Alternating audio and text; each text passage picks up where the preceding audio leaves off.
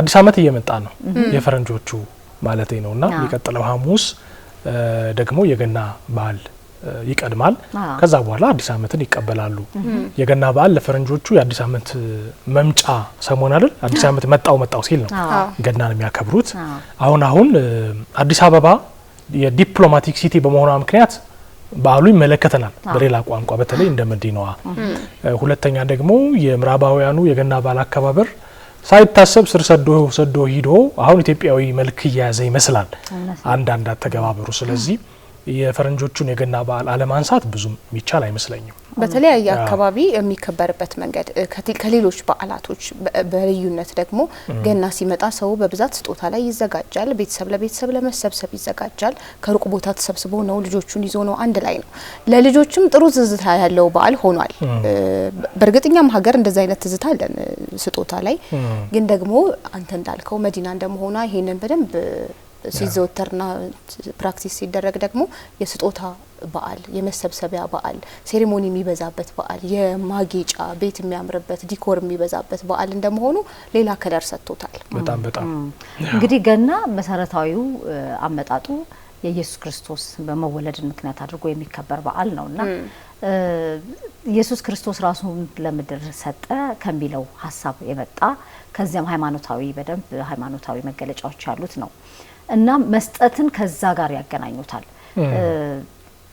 ምዕራባውያን ገናን ሲያከብሩት ለሚወዱት ሰው ለሚያስቡት ሰው በሙሉ ትንሽ ነገርን ብትሆን ስጦታን ያዘጋጃሉ እንደገና ደግሞ የትም ቦታ ልክኛ ለመስቀል ያልገባ ጉራጌ ሀገር ያልገባ የለም በህይወት ተብሎ እንደሚታሰበው ሁሉ እነሱም ደግሞ በገና ጊዜ የሚሰባሰቡበት ትልቅ በዓላቸው ትልቅ መሰባሰቢያቸው ነው ገናን በስጦታ አብሮ በመሆን እንደገና ደግሞ እነዚህ ብርሃናማ ቀለማት ያላቸውን ጌጣጌጦች እንደገና ደግሞ ይሄ ዲም ላይት የሚባለውን ከተማቸውን ቤታቸውን አካባቢያቸውን በሙሉ በማስዋብና በማሳመር አብሮ ተሰብስበው የሚያሳልፉት ትልቅ በዓል ነው ገና ሊመጣ ሲል ከየትም ዓለም ጥግ ላይ ያለ በሙሉ የስራ ፈቃድም ወስዶ ይሁን በሌላ መንገድ ይሁን ብቻ ከቤተሰብ ጋርና ከአካባቢው ማህበረሰብ ጋር ተሰባስበው የሚያሳልፉት ትልቅ በዓል ነው ኤአይ ነው አይደል ይሄ ነገር ያያየን ያለው አዎ ግን ደግሞ ሪሊ በዓሉን ነው ለመግለጽ የሞከሩት የሚታየው አሜሪካን ሀገር ያለ የገና በዓል አከባበር ነው በርግጥ ከዛ በፊት ኤአይ አልነበረም ያየ ነው በሚክስ እየተደረገ ስለተሰፋ ነው ስለዚህ ገና የቤት ውስጥ በዓል ብቻ አይደለም ያደባባይም በዓል ነው በዚህ ኮንሰፕት ማለት ነውና ሃይማኖታዊ ነገሩን ለመግለጽ ሙከራ ያረጋሉ ይሄንኑ ብቻ በደንብ እንተንተነው ብንል ሰፊ ሰዓት ሊያሰራን ይችላል ክሪቲካሊ መታየት አለበት ነገር ግን ምን ያህል ትኩረት የሚሰጠው የቤትም ደግሞ የጎዳናም ላይ የካርኒቫል ቅርጽ ያለው በዓል እንደሆነ የሚያሳይ ነገር ነው ለማንኛውም በዓሉን በዚህ ሁኔታ ለምታከብሩ ሁሉ እንኳን አደረሳችሁ ለማለት እንወዳለን እንኳን አደረሳችሁ ከዚህ ጋር በተገናኘ አዲስ አመት እየመጣ ነው አይደል ስለዚህ ስለ ዘመን ቀመር ልናነሳ ነው ያ ማለት ደግሞ ዛሬ በጣም አንዳንዶችን ፈገግ የሚያስብል ነገር ይከሰታል አንዳንድ ጊዜ የፈረንጆቹ አዲስ አመት መጣው ሲል ዛሬ በኢትዮጵያ አቆጣጠር ታህሳስ 12 ነው ምን አስተዋላችሁ ከቅርብ ጊዜ ወዲህ ማህበራዊ ሚዲያ ላይ ሲዘዋወር የሰማነው ዜና አለ እሺ ምናልባት አስተውለነው አናቂ ይሆናል እንዲሁ በዘልማድ ግን ምንድነው ሰሞኑን ግን ለሊቱ በጣም እያጠረብኝ ነው ቶሎ ይነጋብኛል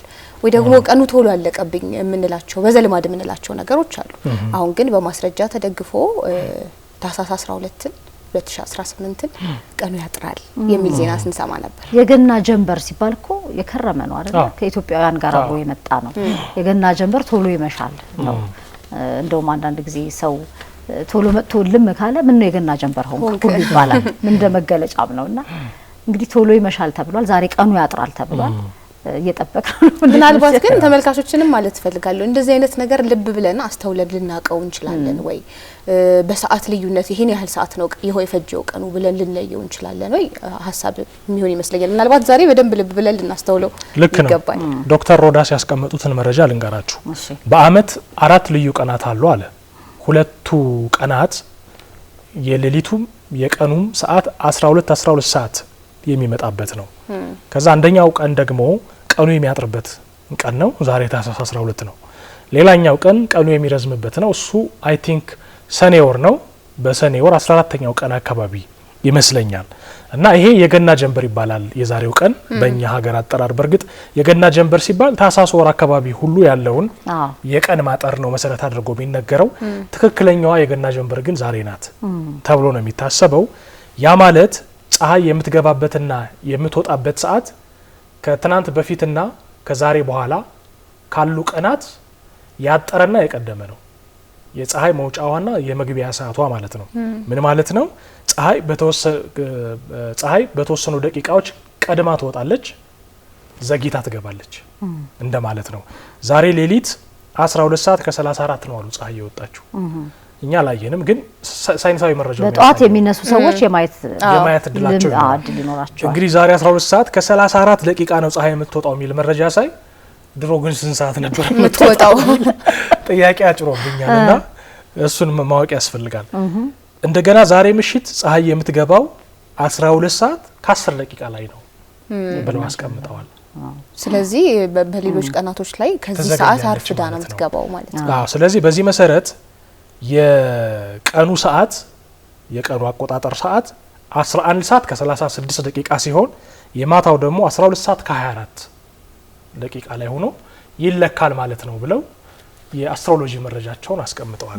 እንግዲህ ማስተዋል ያስፈልጋል። ያው እየተከናወነ ያለውን ተፈጥሮ እያደረገ ያለው ነገር ምናልባት ሌሎች ሀገራት ላይ የዓለም ሌሎች ክፍሎች ላይ በተለየ ሁኔታ ፀሐይ የምትዘገይበት ወይም ደግሞ ቶሎ ማይነጋባቸው ረጅም ሰዓታትን ሊነጋ የሚያሳልፉ ወይም ደግሞ እስኪመሽ ረጅም ሰዓት የሚፈጅባቸው ሀገራቶች አሉ። ፀሐይ ማትጠልቅባቸው መሽቷል ተብሎ ሰዓቱ ይቆጥራል፣ ነገር ግን ብርሃን ነው። እንደዚህ አይነት ሀገራቶች በድግግም ሁሌ በመልመድም ያውቁታል።